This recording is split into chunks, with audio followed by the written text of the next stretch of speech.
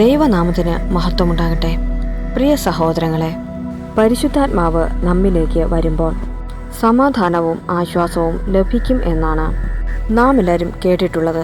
എന്നാൽ യേശുവിനെ രക്ഷകനായി സ്വീകരിച്ച ശേഷം നിങ്ങളുടെ ജീവിതത്തിൽ സമാധാനത്തേക്കാൾ കൂടുതൽ ആശയക്കുഴപ്പവും പോരാട്ടവും ആണോ നിങ്ങൾ അനുഭവിക്കുന്നത്? ദൈവത്തിന് കീഴടങ്ങിയതിനു ശേഷം എന്തുകൊണ്ടാണ് നിങ്ങളുടെ പാപങ്ങളെക്കുറിച്ച് ഇത്രയധികം കുറ്റബോധം തോന്നുന്നത്? ഒരുപക്ഷെ ഞാൻ ക്രിസ്തീയ ജീവിതം ശരിയായ രീതിയിലല്ലേ ജീവിക്കുന്നത് എന്ന് നിങ്ങൾ സംശയിക്കുന്നുണ്ടാകാം. നിങ്ങൾ തെറ്റായ വഴിയിലല്ല. 95% ക്രിസ്ത്യാനികൾക്കും അറിയാത്ത, എന്നാൽ 5% പേർ അനുഭവിച്ചറിഞ്ഞ പരിശുദ്ധാത്മാവ് നമ്മിൽ വസിക്കാൻ തുടങ്ങുമ്പോൾ സംഭവിക്കുന്ന ചില ഞെട്ടിക്കുന്ന യാഥാർത്ഥ്യങ്ങളെക്കുറിച്ച് ഇന്ന് നാം സംസാരിക്കാൻ പോകുന്നത്. ഈ സന്ദേശം നിങ്ങളുടെ ആത്മീയ ജീവിതത്തെക്കുറിച്ചുള്ള നിങ്ങളുടെ എല്ലാ ധാരണകളെയും മാറ്റിമറിച്ചേക്കാം. നമ്മൾ പ്രതീക്ഷിക്കുന്നത് ഒരു ആത്മീയമായ സുഖമാണ്, എന്നാൽ പരിശുദ്ധാത്മാവ് നൽകുന്നത് ഒരു ആത്മീയമായ ശസ്ത്രക്രിയയാണ്. അവൻ വരുന്നത് നിങ്ങളുടെ ജീവിതം കുറച്ചുകൂടി എളുപ്പമാക്കാനോ കഷ്ടപ്പാടുകൾ ഇല്ലാത്ത ഒരു ജീവിതമാക്കി തരാനോ അല്ല, നിങ്ങളെ പൂർണ്ണമായും രൂപാന്തരപ്പെടുത്താനാണ്, യേശുവിനെ പോലെയാക്കാൻ.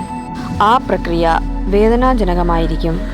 പരിശുദ്ധാത്മാവിൻ്റെ ഈ പ്രവർത്തനം മനസ്സിലാക്കാതെ വരുമ്പോഴാണ് പലരും വിശ്വാസ ജീവിതത്തിൽ പതറിപ്പോകുന്നത്.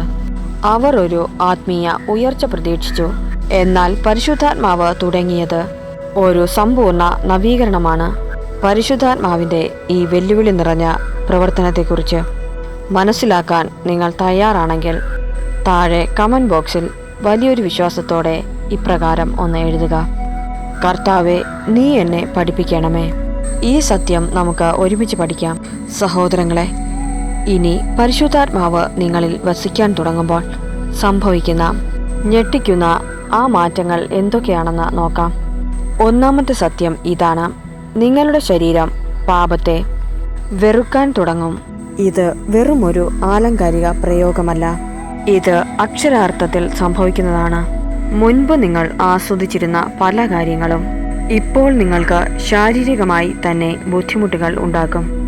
ഒരു ചെറിയ പാപം ചെയ്യുമ്പോൾ പോലും നിങ്ങളുടെ ഹൃദയമിടിപ്പ് കൂടും, വയറ്റിൽ അസ്വസ്ഥത തോന്നും. പരദൂഷണവും നുണയും കേൾക്കുമ്പോൾ നിങ്ങളുടെ മനസ്സ് അസ്വസ്ഥമാകും. അസ്വസ്ഥമായ എന്തെങ്കിലും കാണുമ്പോൾ നിങ്ങളുടെ ആത്മാവ് ഞരങ്ങും. എന്തുകൊണ്ടാണ് ഇത്?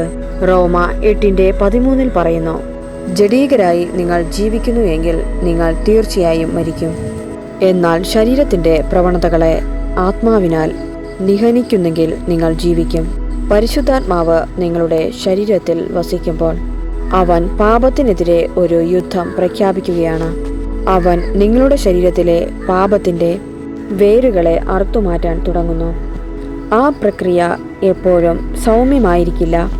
നിങ്ങൾ ഇപ്പോൾ അനുഭവിക്കുന്ന ഈ അസ്വസ്ഥത നിങ്ങൾ ദൈവത്തിൽ നിന്ന് അകന്നു പോയതിൻ്റെ ലക്ഷണമല്ല, മറിച്ച് ദൈവാത്മാവ് നിങ്ങളിൽ സജീവമായി പ്രവർത്തിക്കുന്നതിൻ്റെ തെളിവാണ്.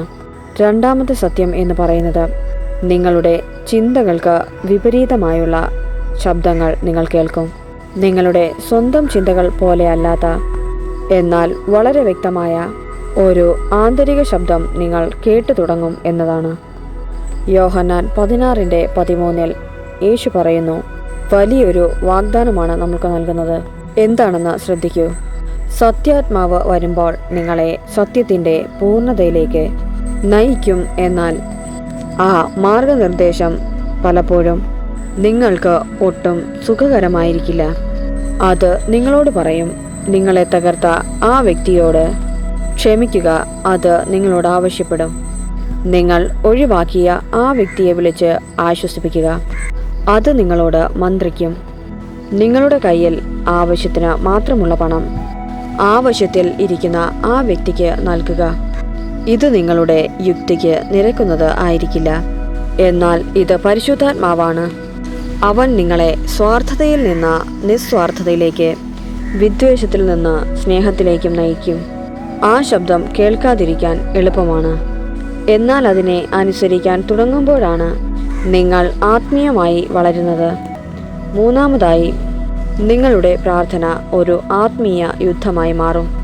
നിങ്ങളുടെ പ്രാർത്ഥനാ ജീവിതം പൂർണ്ണമായി മാറും. മുൻപ് എന്നെ അനുഗ്രഹിക്കണമേ, എൻ്റെ കുടുംബത്തെ കാക്കണമേ എന്ന ലളിതമായ പ്രാർത്ഥനകൾ ആയിരുന്നു എങ്കിൽ ഇപ്പോൾ അത് ഒരു ആത്മീയ പോരാട്ടമായി മാറും. റോമ 8:26 പറയുന്നു, നമ്മുടെ ബലഹീനതയിൽ ആത്മാവ് നമ്മെ സഹായിക്കുന്നു. വേണ്ട വിധം പ്രാർത്ഥിക്കേണ്ടത് എങ്ങനെയെന്ന് നമുക്ക് അറിഞ്ഞുകൂടാ. എന്നാൽ അവാച്യമായ നെടുവീർപ്പുകളാൽ ആത്മാവ് തന്നെ നമുക്ക് വേണ്ടി മധ്യസ്ഥത വഹിക്കും. ഇത് മനോഹരമായ ചിട്ടപ്പെടുത്തിയ പ്രാർത്ഥനകൾ അല്ല, ഇതൊരു പോരാട്ടമാണ്. ഒരു കാരണവുമില്ലാതെ രാത്രി 3 മണിക്ക് നിങ്ങൾ ഉണർന്ന് പ്രാർത്ഥിക്കാൻ തുടങ്ങും. നിങ്ങൾ ഒരിക്കലും കണ്ടിട്ടില്ലാത്ത രാജ്യങ്ങൾക്ക് വേണ്ടിയോ നിങ്ങളുടെ ശത്രുക്കൾക്ക് വേണ്ടിയോ നിങ്ങൾ കണ്ണീരോടെ നിലവിളിക്കും. നിങ്ങളുടെ സ്വന്തം പദ്ധതികൾക്ക് വേണ്ടിയല്ല, ദൈവത്തിൻ്റെ പദ്ധതികൾ നിങ്ങളുടെ ജീവിതത്തിലേക്ക് നടക്കാൻ വേണ്ടി നിങ്ങൾ ദൈവത്തോട് മല്ലിടും. ഇതാണ് യഥാർത്ഥ മധ്യസ്ഥ പ്രാർത്ഥന.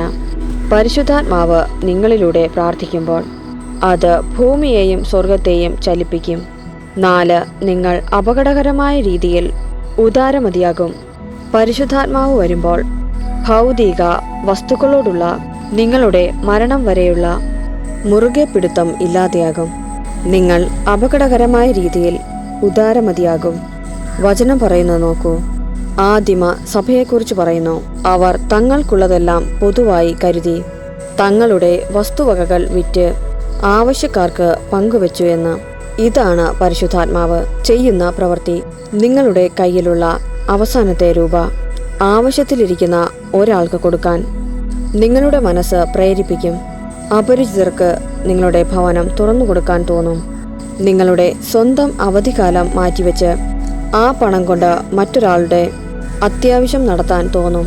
ഇത് വെറുമൊരു കാരുണ്യമല്ല, ഇത് പരിശുദ്ധാത്മാവ് നിങ്ങളുടെ ഉള്ളിലെ സ്വാർത്ഥത ഓരോ ഭാഗമായി ഇല്ലാതെയാക്കുന്ന പ്രക്രിയയാണിത്. 5. നിങ്ങൾ ശത്രുവിൻ്റെ ലക്ഷ്യമായി മാറും. ഇതാണ് എല്ലാവരും അറിഞ്ഞിരിക്കേണ്ട ഏറ്റവും വലിയ സത്യം. പരിശുദ്ധാത്മാവ് നിങ്ങളിൽ വസിക്കാൻ തുടങ്ങുന്ന ആ നിമിഷം നരകം അത് തിരിച്ചറിയുന്നു. നിങ്ങൾ ശത്രുവിൻ്റെ ഒന്നാമത്തെ ലക്ഷ്യമായി മാറുന്നു. നിങ്ങൾ ദൈവത്തോട് അടുത്തു വരുമ്പോൾ നിങ്ങളുടെ ജീവിതം കൂടുതൽ എളുപ്പമാകും എന്നാണോ നിങ്ങൾ കരുതിയത്? എന്നാൽ ഒരിക്കലുമല്ല. പോരാട്ടം കൂടുതൽ ശക്തമാകും. ഒരു കാരണവുമില്ലാതെ ബന്ധങ്ങളിൽ ഉലച്ചിൽ വരും. അവസരങ്ങൾ അപ്രതീക്ഷിതമായി അടഞ്ഞുപോകും. ആളുകൾ നിങ്ങളെ തെറ്റിദ്ധരിക്കും, നിങ്ങൾക്കെതിരെ തിരിയും. വചനം നമ്മെ ഓർമ്മിപ്പിക്കുന്നു എന്തെന്നാൽ മാംസത്തിനും രക്തത്തിനും എതിരായിട്ടല്ല, പ്രഭുത്വങ്ങൾക്കും ആധിപത്യങ്ങൾക്കും ഈ അന്ധകാര ലോകത്തിൻ്റെ അധിപന്മാർക്കും സ്വർഗീയ ഇടങ്ങളിൽ വർദ്ധിക്കുന്ന തിന്മകളുടെ ദുരാത്മാക്കൾക്കും എതിരായിട്ടാണ് പടവെട്ടുന്നത്. ശത്രു നിങ്ങളിലുള്ള പരിശുദ്ധാത്മാവിനെ തിരിച്ചറിയുന്നു. അവന് നിങ്ങളെ ഭയമാണ്. അതുകൊണ്ടാണ് അവൻ നിങ്ങളെ ആക്രമിക്കുന്നത്. അതിനാൽ നിങ്ങളുടെ ജീവിതത്തിൽ എതിർപ്പുകൾ കൂടുമ്പോൾ നിങ്ങൾ ദൈവത്തിൽ നിന്ന് അകന്നുപോയി എന്നതല്ല അതിനർത്ഥം. മറിച്ച് നിങ്ങൾ ദൈവത്തോട് വളരെ അടുത്തിരിക്കുന്നു. പിശാച് അത് ഇഷ്ടപ്പെടുന്നില്ല എന്നാകാം. സഹോദരങ്ങളെ, പരിശുദ്ധാത്മാവ് വന്നത് നിങ്ങളുടെ ജീവിതം എളുപ്പമാക്കാനല്ല, അവൻ വന്നത് നിങ്ങളെ വിശുദ്ധരാക്കാനാണ്. ആ വിശുദ്ധിക്ക് നിങ്ങൾ ജീവിക്കാൻ കഴിയില്ല എന്ന് കരുതുന്ന എല്ലാറ്റിനും വില നൽകേണ്ടി വരും. അവൻ നിങ്ങളുടെ സുഖകരമായ ഒത്തുതീർപ്പുകളെ ഇല്ലാതെയാക്കും. നിങ്ങളുടെ ഉള്ളിലെ രഹസ്യ പാപങ്ങളെ വെളിപ്പെടുത്തും. നിങ്ങളെ വേദനിപ്പിച്ചവരെ സ്നേഹിക്കാൻ നിങ്ങളെ നിർബന്ധിക്കും. ഗലാത്യ 5:25 പറയുന്നു, നമ്മൾ ആത്മാവിലാണ് ജീവിക്കുന്നത് എങ്കിൽ നമുക്ക് ആത്മാവിൽ വ്യാപരിക്കാം. ഇതിൽ ഒഴിവ് കഴിവുകൾ ഇല്ല. അതുകൊണ്ട് ഇപ്പോൾ തന്നെ ദൈവത്തോട് നിങ്ങളുടെ ജീവിതം എളുപ്പമാക്കാൻ പ്രാർത്ഥിക്കുന്നത് നിർത്തുക. പകരം നിങ്ങളെ കൂടുതൽ വിശുദ്ധരാക്കാൻ പ്രാർത്ഥിക്കുക. സുഖ സൗകര്യങ്ങൾക്കായി പ്രാർത്ഥിക്കാതെ ദൈവിക സ്വഭാവത്തിനായി പ്രാർത്ഥിക്കുക. പരിശുദ്ധാത്മാവ് വന്നിരിക്കുന്നത് നിങ്ങളെ ക്രിസ്തുവിനെ പോലെ ആക്കാനാണ്. അത് ഭയാനകരമാണ്, അത് മനോഹരമാണ്, അത് നിങ്ങളുടെ ജീവിതത്തെ മാറ്റിമറിക്കുന്നതാണ്. അവന് പൂർണ്ണമായി കീഴടങ്ങാൻ നിങ്ങൾ തയ്യാറാക്കുക. ഈ കേട്ട വചനത്താൽ നമ്മെ ഓരോരുത്തരെയും ദൈവം അനുഗ്രഹിച്ച് കാത്തു പരിപാലിക്കുമാറാകട്ടെ. ആമേൻ.